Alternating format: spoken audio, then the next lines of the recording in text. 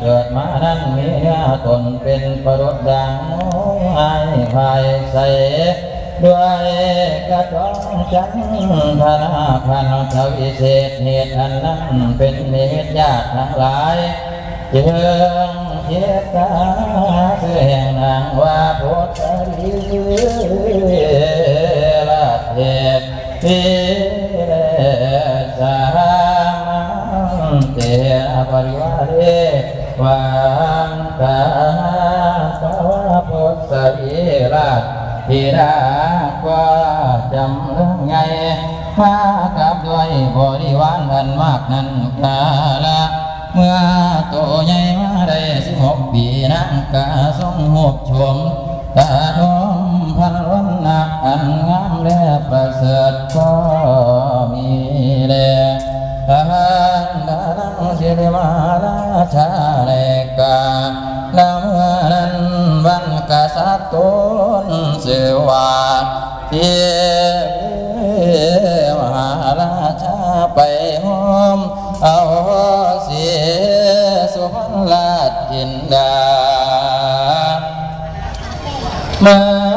ประโยชน์เป็นอัครเมสีราชเทวีแก่เท้าสัญชัยราชกุมารขันเป็นลูกชายแห่งตน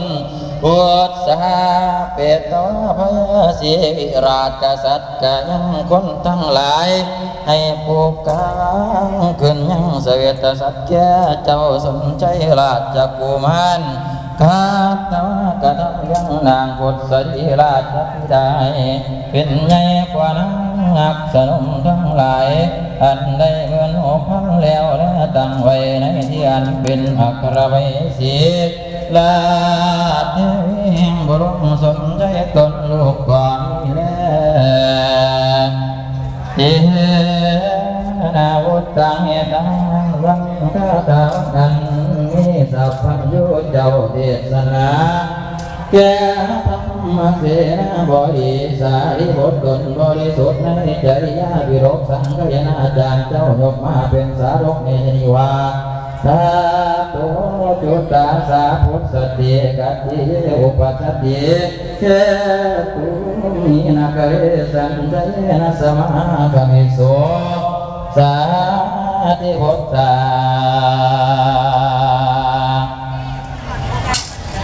เอา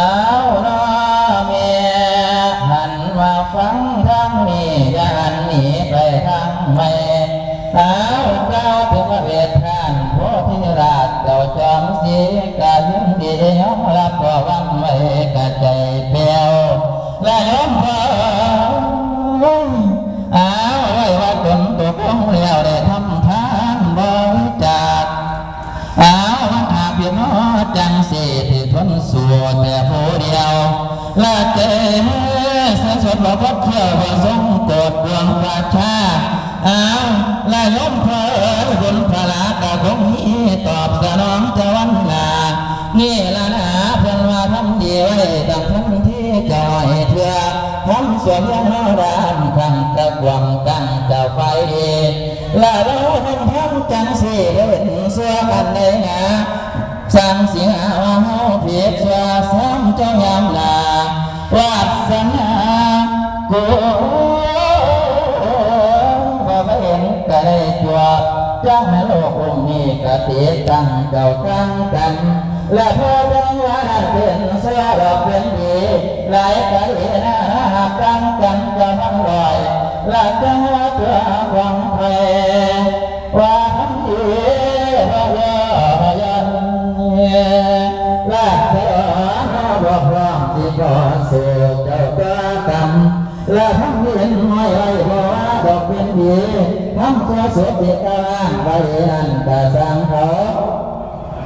และตอนที่เราเวทเจ้าที่กำจัดเจ้าละนี้ไล่ไปหานางมัดที่สิบอกลาเจ้ากะแกงละมัดที่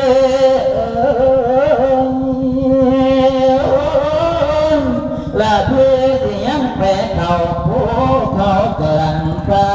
เพื่อเสียน้องแก้วเจ้าไปข้างห้างสมอนละขอให้แก้วน้องกำก่อนอยู่ละขอให้แก้วน้องกำก่อนความราชบุตรธิดา เพื่อจะเรียกกันหาให้โยวังจะเลี้ยงกวางกวางพระชามาองเขาลงทางล้อขับเลยเหตุว่าเพียงนี้ได้ท่านสร้างเจ้ามิ่งเมือง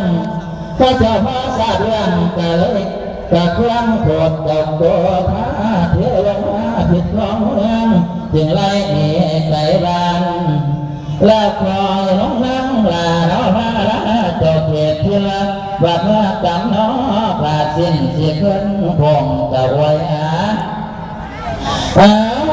ลาลุยละน้องลายอดสง่าจอมพละกำไพมันละอุ้มตามกระทำต่อไว้ละสองรังเตะตาลาล้อพันตาให้เกียรติเจ้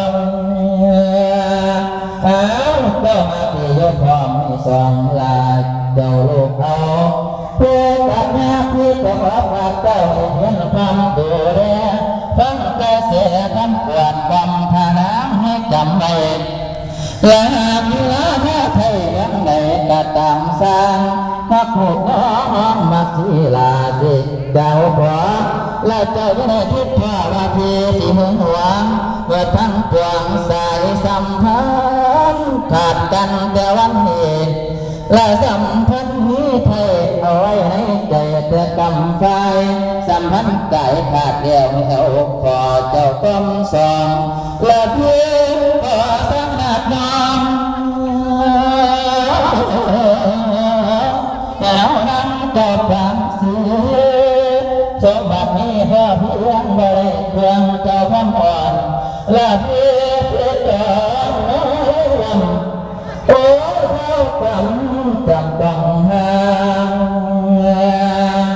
และพร้อมจำเป็นใจห่างเสียไรข้างต่อห่างกันและเท้าข้างนั้นมาเสียหน้าได้ฟังไทยน้ำตาไหลรินน้องและน้ำตาไหลจันน้องอาบฟังนอกนั่งเกี่ยว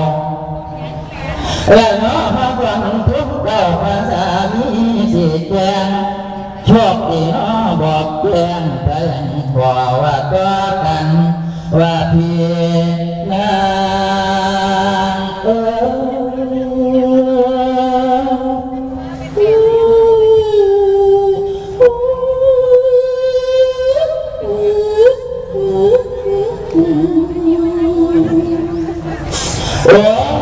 และพี่นาง